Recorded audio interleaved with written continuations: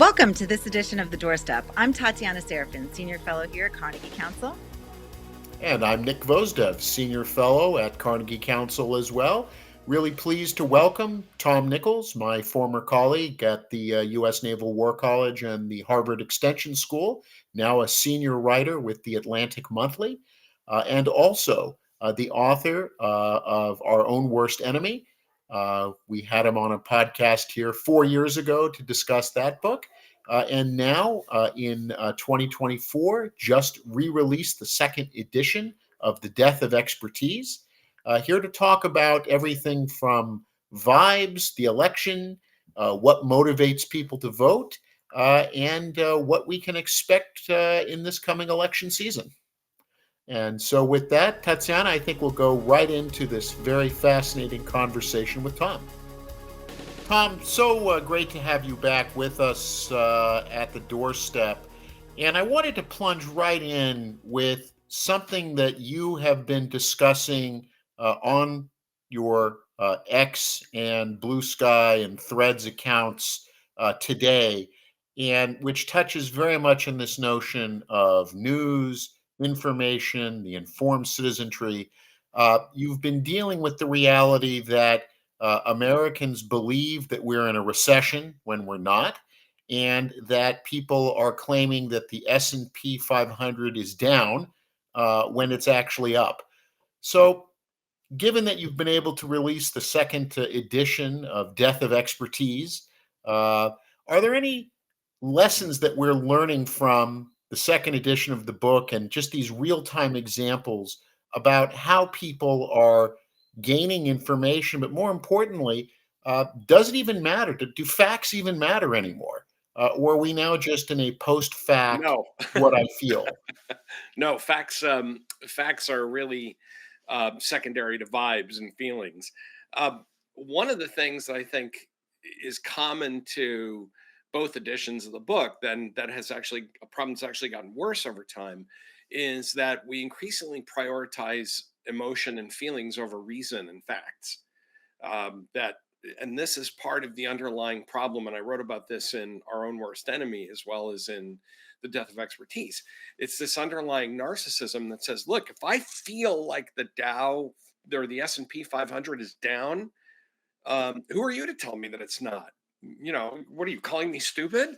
Are you telling me that my feelings don't matter? And unfortunately, the right answer to that is on this. That's right. Your feelings don't matter, and people get really angry. I had a conversation back during the 2016 election.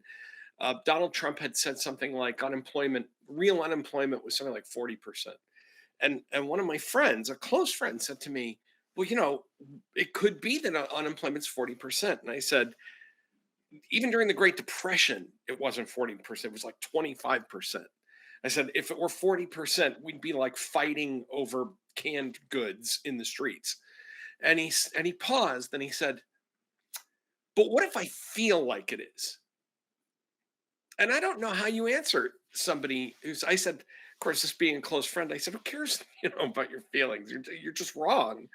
But it's really hard to tussle with that, to tussle with someone who says, yeah, but what if I feel like we're in a recession? And I think there's a couple of reasons for it, just very quickly. One is people pay attention to negative news.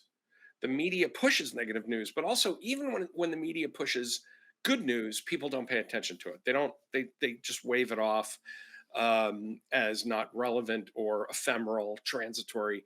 The other, and this is an interesting psychological problem, people don't like to jinx that there's almost a superstition that people don't like to jinx good news by admitting it because it's my late dad, had a lot of friends in the restaurant business, right? And no matter and he would always laugh because these guys would be making money hand over fist.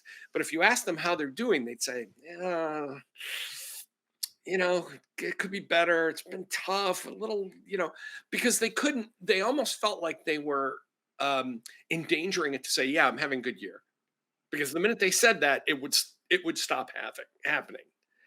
And then I'll stop. There's one other thing that I think is peculiar, especially to people who tend toward the left side of the political spectrum, which is that they tend to dismiss good news about themselves or their situation, because they think that it's um, unkind or not compassionate to other people who might be suffering. If you say, look, unemployment is, we've had the longest stretch of under 4% unemployment since the 1950s.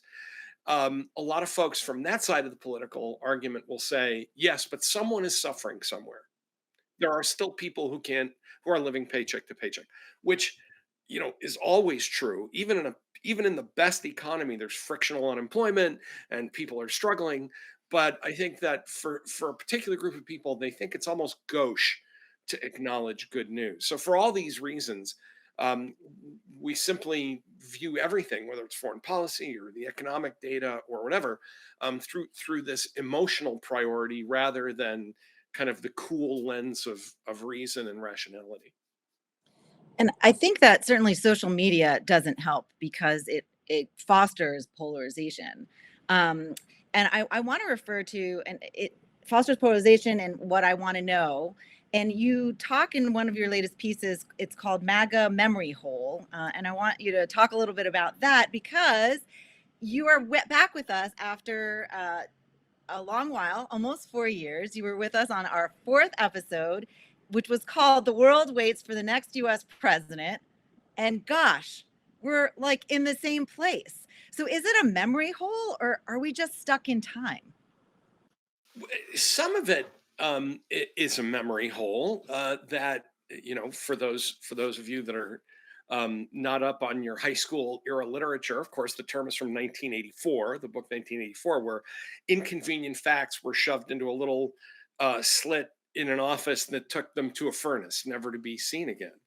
And I think again, this is part of the. I was talking about people on the left. Now this is people on the right that they view the past very emotively. If I don't, what's Nick and I, of course, are big Simpsons fans. What's the line from The Simpsons? Everything's bad if you remember it.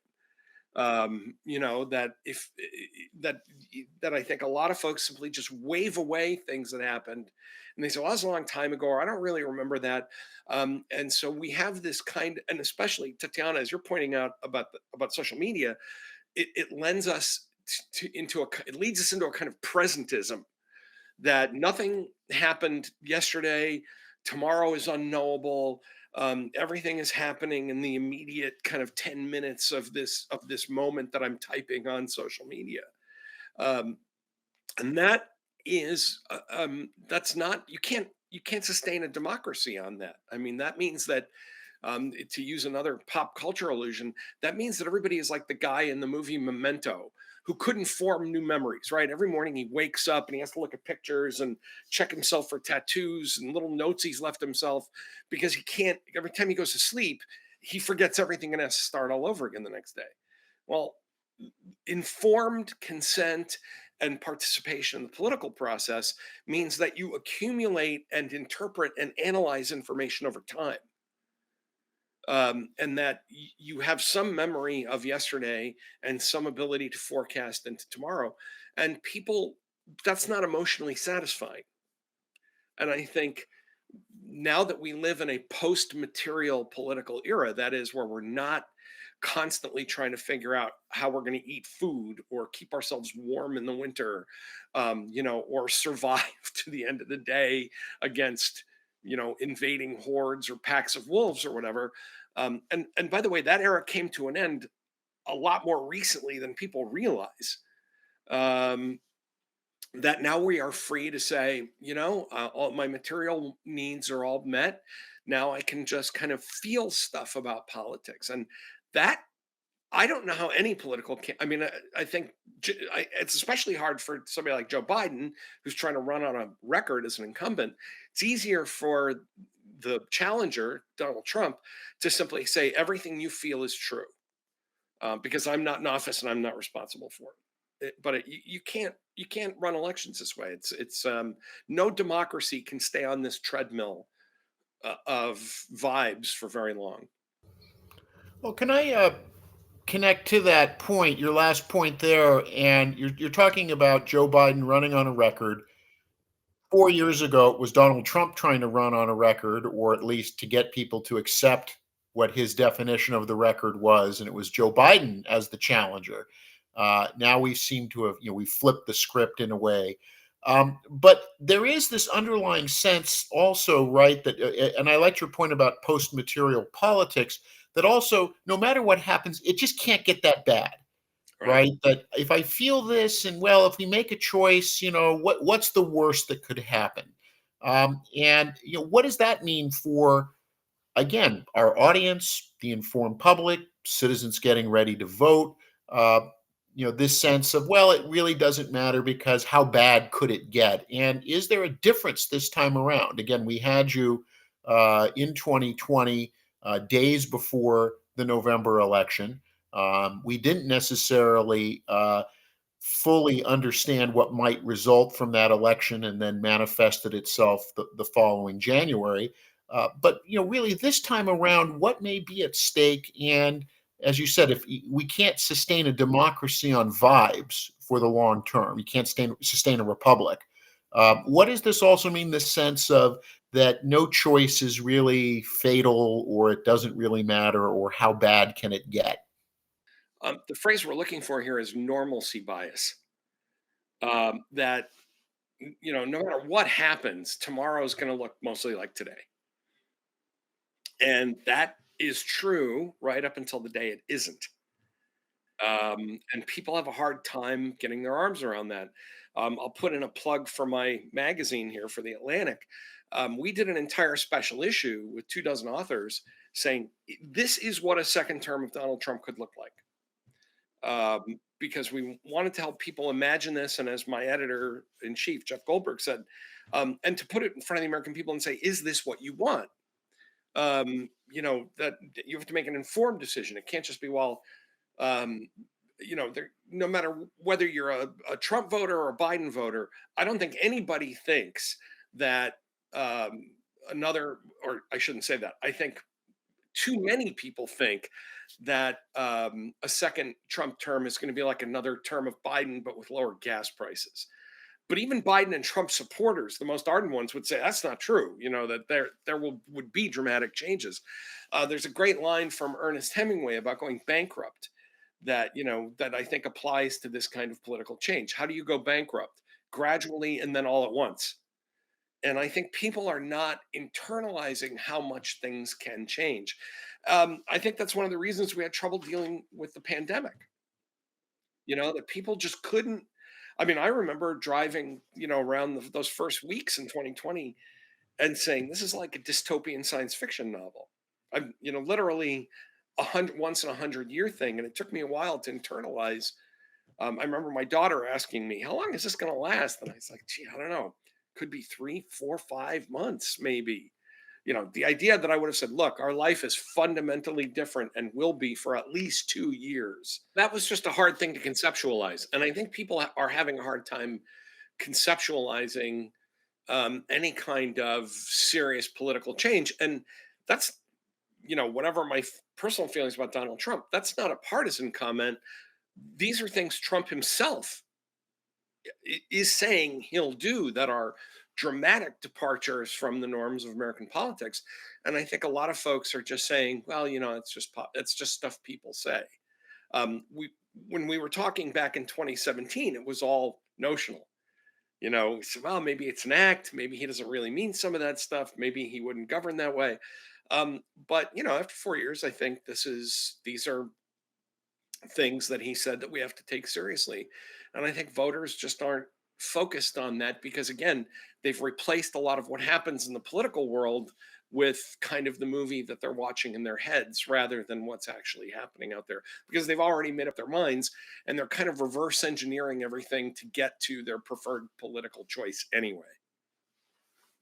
Tom, I wanted to ask you from the Doorstep angle. So we've been trying to bring international news and relate it to, the American audience in a way that's meaningful. And where do you think that stands today? Do you think the American public is looking at international news, or to your point in our conversation, looking at what's ever is in the moment, right? And their feeling about it. And I'm wondering this in particular because what happened to Ukraine? Why aren't we talking about Iran more? And how is this going to impact, one of our questions from 4 years ago? What is the world expecting from us? Unfortunately, foreign policy is always secondary to most voter concerns. I don't think foreign policy has really taken a front seat in a presidential election. I guess you could say 2004 because we were actually in a shooting war. But even there, I think there was a whole kind of bundle of issues around that, and maybe 1984 with the Cold War and nuclear weapons playing a big part. The infamous "Bear in the Woods" ad that the Republicans ran about the Soviet Union and so on. Um, Otherwise, the public just doesn't pay a whole lot of attention to foreign policy, and it is kind of like a kitten with a laser pointer. This gigantic war, and I keep trying to emphasize to people, the largest war since the Nazis went on the march in Europe is taking place in the middle of Europe, and that's just been sort of pushed aside by Gaza, which has, for various reasons, just engaged the public's attention, particularly because of campus unrest. And then the story became not Gaza and the war against Hamas, but the protests about it on campuses, which actually reflect a very small number of very vocal students. Um, and so once again, people aren't really focusing on huge foreign policy differences in this election. I mean, Donald Trump says things like he's going to pull us out of NATO, and people shrug, like, well, I don't really know what that means, and NATO's always been there. And again, there's that normalcy bias, right? Things can't really change that much. He couldn't really do that. But there are a whole bunch of things that could happen that the world I would really change our place in the world. That would really turn us into maybe not a second rate power, but a much quicker declining power if we don't pay attention to them. But again, I think most people have made up their minds how they feel about the candidates and about issues in the world, and then and I use this expression again, they reverse engineer how to get there. They say, well, NATO, my guy doesn't like NATO. Well, then neither do I. I've never really thought about NATO, but now I don't like it. Interestingly enough, the Democrats have gone in the other direction. That when I was a younger person working in politics, the Democrats were the go slow folks on defense spending and confronting the Russians and taking on the Kremlin. And now, the Democratic Party has become kind of the the pro NATO anti Kremlin party. Um, but I just don't think people are paying enough attention to that. I wanted to pick up that reverse engineering point because I think that it also speaks to something in our politics. So we had a lot of, over the last number of months, a lot of attention paid, a lot of virtual ink spilled about members of Congress, the vote on the supplemental, support for Israel, support for Ukraine. And what we're seeing now is that voters may say in polling data, I support aid to Ukraine or I don't support aid to Ukraine, but that how their member voted on that supplemental doesn't really seem to matter. That at the end of the day, and we're seeing it from a number of these primary challenges, that, well, you were against this, so we're going to run a primary challenge. And people say, well, I disagreed with Congressman so and so on this issue, but at the end of the day, I support aid to Ukraine. She voted against it, but that's not really going to change my vote. Is there a sense that people, again, going back to the vibes question, that they're not voting on platforms, they're not voting on what people say that they're going to do or not do in office, and that it is more, do I feel that you represent me, or do you not like the people that I don't like, or you're going to hurt the people that I don't like politically or otherwise? What are you seeing? Again, two editions of Death of Expertise, um, speaking engagements all across the country over the last 8 years. Where is this going? There's no persistence of views about policy. One reason I think that the Republicans who voted in favor of the Ukraine bill didn't pay a price for it is once it was over, nobody cared. Um, and this goes back to Tatiana's point about social media, where you are called upon. I think, a lot of people, and I've argued this, as you say, Nick, when I've done speaking gigs, I say, look, you're not required to have an instantaneous opinion about everything all the time. And uh, but people do that, and it becomes the kind of very online version of that discourse that most voters just aren't a part of. Most voters probably couldn't tell you how their rep voted on the Ukraine aid package. The ones who are very vocal about it and who propel it into the narrative or the discourse or whatever we call, you know, um, all this, right? When we wave our hands and we say all this, um, they feel very strongly about it until they go on to feel strongly about something else. And so you get this kaleidoscope of just changing issues that I actually think puts a lot of distance between elected officials and the public, because elected officials just can't keep up with that. They don't have that luxury. I worked for a mayor, a state representative, and a U.S. senator. And when people call with very contradictory or almost impossible things, right? What? Good morning. What's your issue? I would like the senator to close down the Federal Reserve. Well, okay. Thank you for your interest in government. That's not going to happen today. Or the people even now who call their congressman and say, "I want you to repeal Obamacare, but I want you to keep the Affordable Care Act." You know, your elected officials at that point go, okay, we'll do that. And they hang up the phone and say, we're just going to do whatever we got to do based on other priorities or criteria, including donors, money, vocal constituency groups, and so on. And so I think part of the problem is that we live in a post policy world. The real way to think, Nick, about the vibes economy or the vibes election is that it's all a post policy environment. There, I don't think most people could tell you, most people outside of kind of the wonk world that you and I and Tatiana all live in, most people aren't can't really explain the policy differences that they're voting on in any way that's going to hold water. They say, I want lower prices, I want cheaper gas, I want more affordable groceries, I want mortgage rates to come down. But those are wants. Those aren't really policy preferences that can translate into anything. Presidents, especially, don't really have a lot of control over any of that. But so again, that those presidents don't have that control over it. But people say, well, if he did, this is the guy I would want. I call it I've written about this. Um, Political scientists call this the Green Lantern theory, right? The superhero with a ring that can do anything if he just concentrates hard enough. I didn't coin that great phrase. I've written about it as the president is not Superman. He can't just like fly really fast and turn the earth backwards, if you want him to. But people don't believe that anymore. We have come to believe in a very personalized and powerful presidency that it bears almost no relationship to reality. Well, and I want to go back to your point about not knowing what your policy your representative is for. Some people don't even know who the representative is. I mean, Right. I think it's even more dire. But I as you were talking, I'm thinking, the latest issue that I just got of the Atlantic, Ann Applebaum, the new propaganda war. I know you wrote a piece about it too, calling autocracies are winning the information war.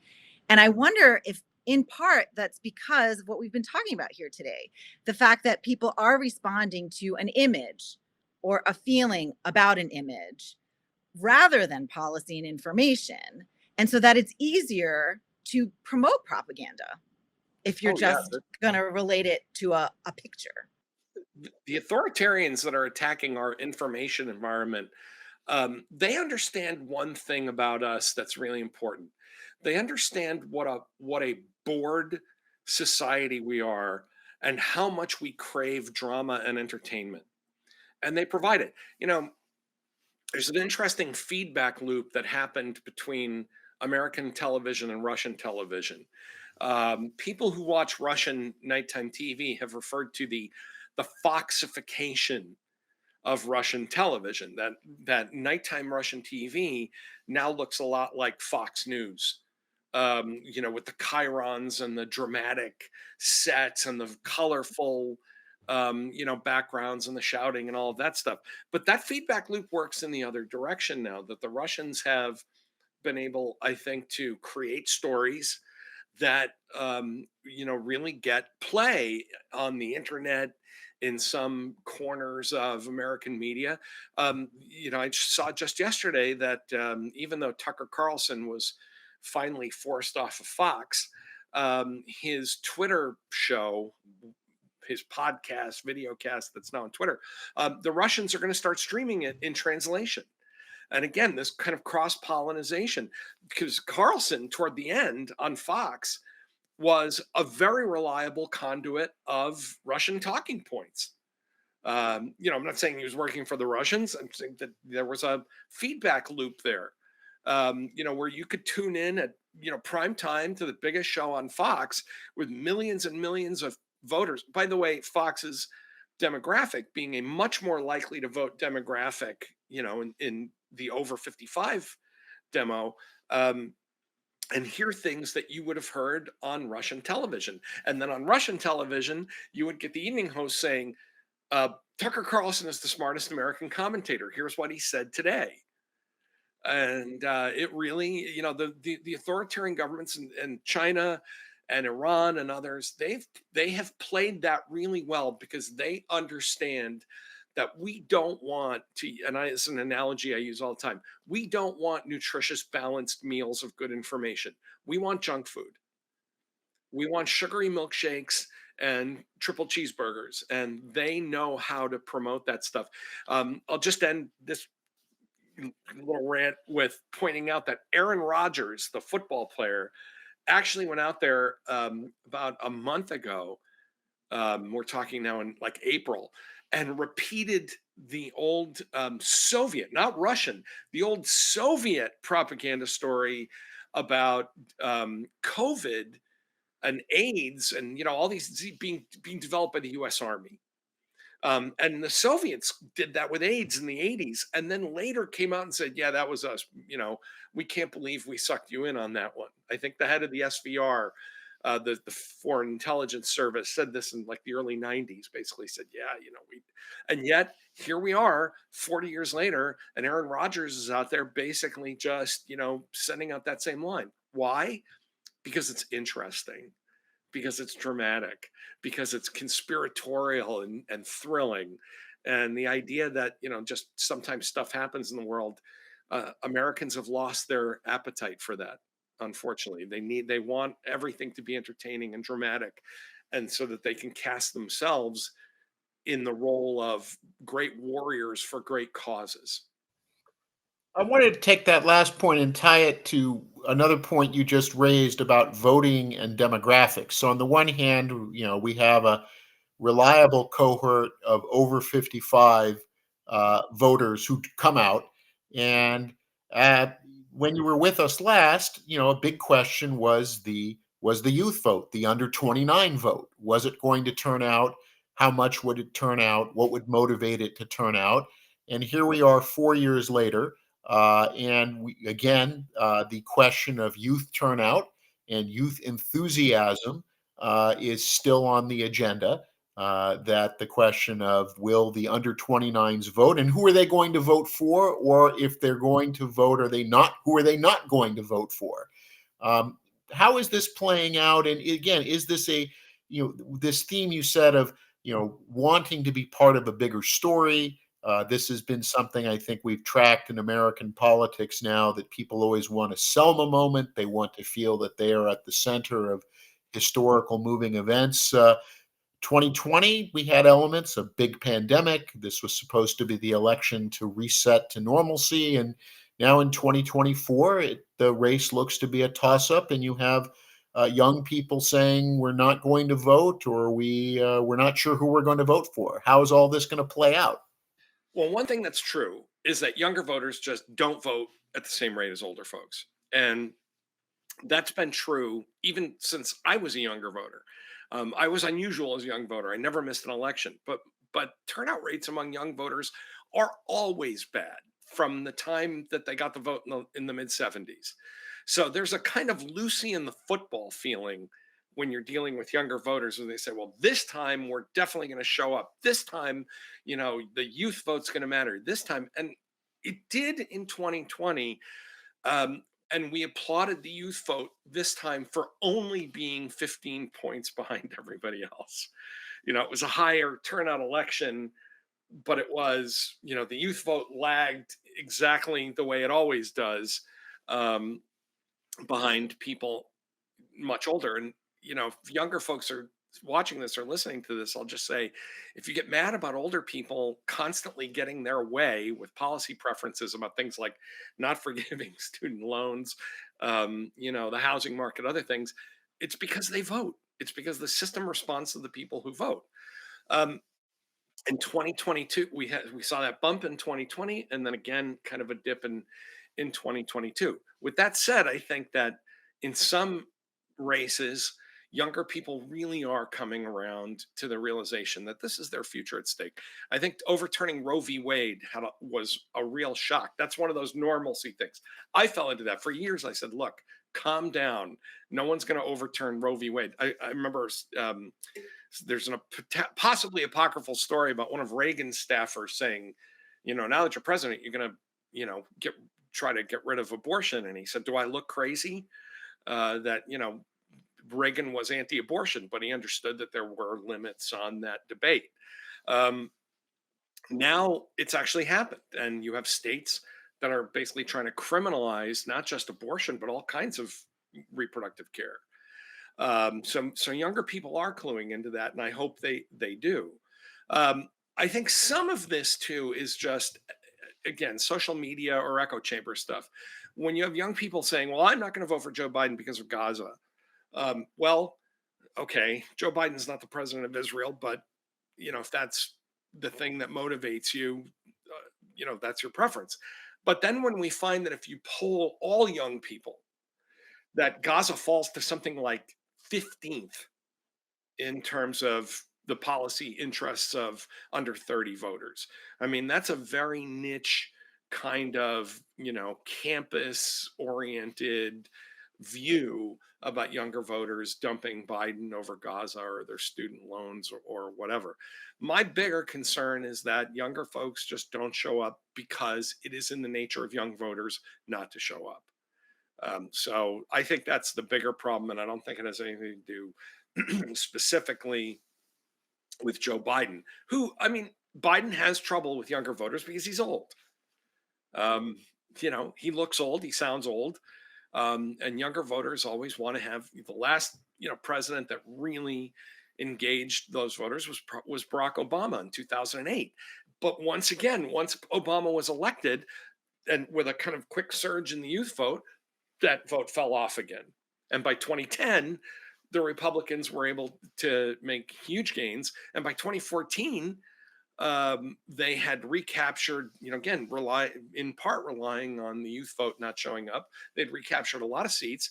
And by 2016, as I try to remind people all the time, the Republican Party in the United States controlled the House, the Senate, the White House, most governors' mansions, a lion's share of state legislatures, and most of the elected seats in various levels of government across the United States.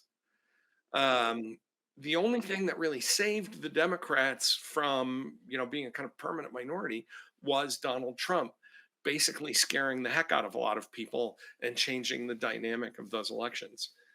But the youth vote, I keep trying to tell younger voters, you could have everything you want. If you up your turnout by 7 or 8%, you can run the country. But it's really tough to do. So, in all of this dismal news, is there any hope? What are you hopeful about as we look forward to the election and to the next year? What is your 5-year outlook? Oh, I'm not doing that 5-year thing. That's like asking me in 1985 where I thought the Soviet Union would be in 1990. I'm on to your clever interviewer tricks. Um, but what I really am hoping for in the next 5 months is that people start taking what's at stake in this election seriously. And I just feel like we are being a very that we're a very unserious electorate. When you have, as you know, Nick opened this conversation talking about, you know, half the people in this country think we're in a recession. That means two things. One is that no one understands what a recession is, and second, that people who self-report that their own well-being is actually quite high. We know this now from multiple polls, right? People say, I'm doing fine. When asked about life satisfaction, more than three-quarters of people in this country will say, I am satisfied or very satisfied with my quality of life. And then somehow turn around and say, but everything's bad and we're in a recession and the S&P is down and it's a horrible time. That's not a serious conversation. You can't create policy out of that. All you can do is fall into a kind of TV show competition about who you like better. And that, in some years, that's fine. That's just the way elections are. People liked John F. Kennedy more than they liked Richard Nixon. There's the old problem of the people who saw it on the debate on TV thought Kennedy won. The people who heard it on the radio thought Nixon won. Um, but this time around, the stakes are just too high. We are literally in an existential. I believe we are in an existential political crisis in the United States, and I think um, if Biden wins the election, we are going to continue being this kind of churlish electorate that's probably going to hobble a lot of policy making. Although I think one of the things I like about Joe Biden in general is that he ignores social media and sort of just doesn't take his cues from the very kind of online segment of the population. I think if Biden wins, there will be violence. I think Trump is priming a lot of his voters for that. And I think if Trump wins, that there are going to be really dramatic changes to our democracy that will include attacks on the rule of law, civil military relations, constitutional norms. And I just wish people were thinking about that more. I mean, in a way, I guess I would be more comfortable if people said, yes, I understand that Donald Trump is going to politicize the military, seize the Justice Department, use the FBI against his enemies, and I want that. At least that would be a real argument to have with someone. But I think it's very difficult when someone says, "Well, I don't think he ever said that." I get that a lot when I've had conversations, even offline in the real world with friends, where I'd say, "Well, how do you feel about this?" And they say, "I don't I don't remember that. I didn't hear that." I don't watch the news. I have a friend whose mother was a very staunch Trump voter, and during the January 6th hearings, she asked her mom, "How do you feel about this now?" She said, "I don't watch any of that. I won't watch that." I don't know how you have conversations with people who feel that way. I don't know how you have conversations with young voters who say Joe Biden is willfully enabling a genocide, which just isn't true. But again, you can't. That's a wall of emotion in front of people that you just can't break through without infuriating them. And just to be bipartisan about this, I think it's just as difficult sometimes to talk to folks who say, this is nothing bad that's happened in the economy, or Afghanistan. This is a particular one. Afghanistan, the withdrawal from Afghanistan went fine. Nobody could have handled it better than Joe Biden. Now, I wrote about it at the time, and I said this was not a well executed this was not a well executed plan. It was bungled terribly. People died. Presidents have to take responsibility for that. And I've had people say, I don't know what you're talking about. It was magnificent. And I think, that's the state of play in American politics now. Yeah, that's fascinating. Given that, Tatiana, we had a doorstep that was essentially live from Kabul, with our reporters there as this was going on, telling us what was happening. Well, Tatiana, you always say I'm the pessimistic one, so you asked Tom for a note of good news, and I didn't give you any, did I? that makes me look like I'm all sunshine and light for All right, when I offer let me commentary. try again and say that I think no matter what happens in 2024, one of the real strengths of the American system of government is federalism, and that the people who have argued that the day after Trump's elected, darkness falls across the country. Um, there will be some I think dangerous things that will happen, but they will not happen everywhere. There are still state governments and governors and legislatures and a functioning constitution. And so, the idea that dictatorship happens, in January 2025, it's more difficult to do than that. And so I do have a lot of faith in the American public. I still think that they haven't really clued into what's going on yet, because it's May. We haven't even had the summer um, conventions and debates that are coming and so on. But also, I think one of the things we learned in between 2016 and 2020 is that there are that the president can issue all kinds of commands and orders, but that there are plenty of states. We are a union of states. We are not a central government. We are a federal government. And there were plenty of states that said, we're not doing that. And we're going to challenge you in court. And the Muslim ban was a good example. Day one, I'm going to ban, the follow. He never called it a Muslim ban. I'm just going to happen to ban people from these Muslim countries. And that got kicked back over and over and over again, because there were, you know, lawyers and courts and state governments that said, no, you are not an emperor. We don't just simply do these things. So there's my one attempt to put a little bit of brightness into this otherwise gloomy thing. I can't help but end on the note of gloom, that if people just do not comprehend reality and engage with what actually happens in the world, and keep living inside their own heads, and keep watching the movie that's playing behind their eyes rather than what's happening out in the world, we are not long to exist as a functioning democracy and a superpower. Well, I'm going to leave it on the end of hope. Hope in our federal system. Thank you so much for joining us, Tom. This was a great conversation. Thank you. Thank you again for joining us for the penultimate edition of the Doorstep podcast. We want to welcome you to join us for our final episode, which will be live at Carnegie Council headquarters here in New York City. We will be speaking with Peter Goodman, author of How the World Ran Out of Everything, live. And you can also catch us on the Carnegie Council YouTube channel, June 12th, 6 p.m. Please join us.